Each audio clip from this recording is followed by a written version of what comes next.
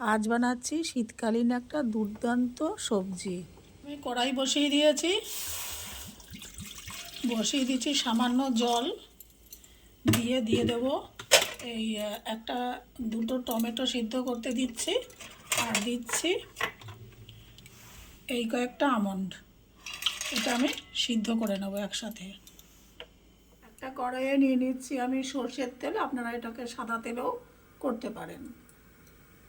তেল গরম হয়ে গেছে, আমি এখানে একটা ছোট ব্রোকলি কেটে নিয়েছি, এটা দিয়ে দিচ্ছি, এটা ভেজে নেব।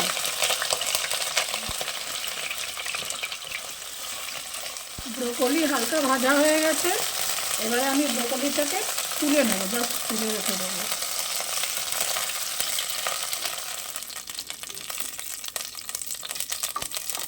এই তেলেই এবার দিয়ে দেবো একটা ছোট গাজর ছিল, দিয়ে দিয়েছি গাজর, এই গাজরটাকেও ভেজে নেব। গাজরও হালকা ভাজা হয়েছে, এবার গাজরটাকেও তুলে নেবো একদম।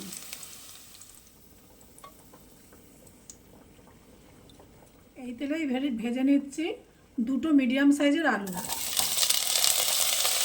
টমেটো আর আমন্ড সিদ্ধ হয়ে গেছে, যে টমেটোর খোসা ছেড়ে গেছে, এবার এটাকে আমি বন্ধ করে ঠান্ডা করে নেব। আলুগুলো হালকা ভাজা হয়ে গেছে, এবার আমি আলুগুলোকেও তুলে রাখবো।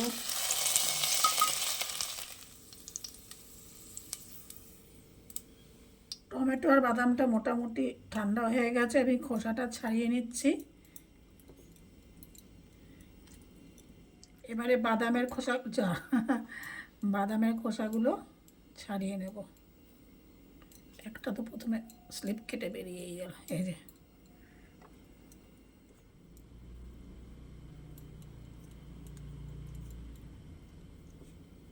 এবারে আমি সেদ্ধ টমেটো, সেদ্ধ আমন্ড, কাঁচা লঙ্কা আর কয়েকটা কাজু একসাথে পেস্ট করে নেব।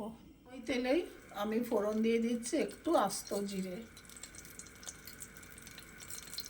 1 চামচ আদা বাটা,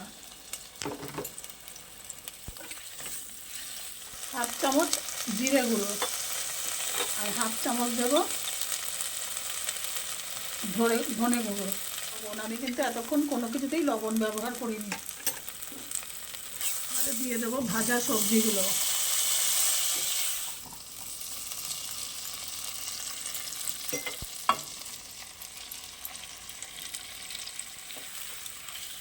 এগুলো কিছুক্ষণ মশলার সাথে কষিয়ে নেব।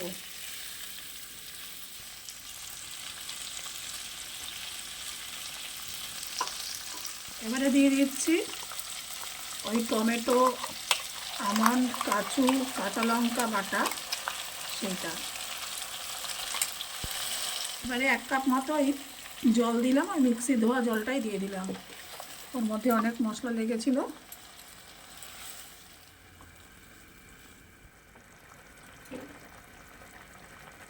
2-3 মিনিটের জন্য আমি ঢাকনা চাপা দিয়েছিলাম, এবার ঢাকনাটা তুলে নিচ্ছি।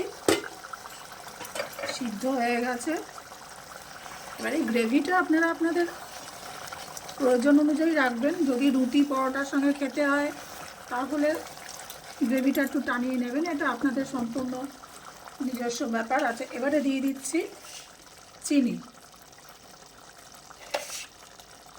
আমি এই চামচের 2 চামচ দিয়ে দিলাম চিনি। আবার একটু নাড়িয়ে নেব।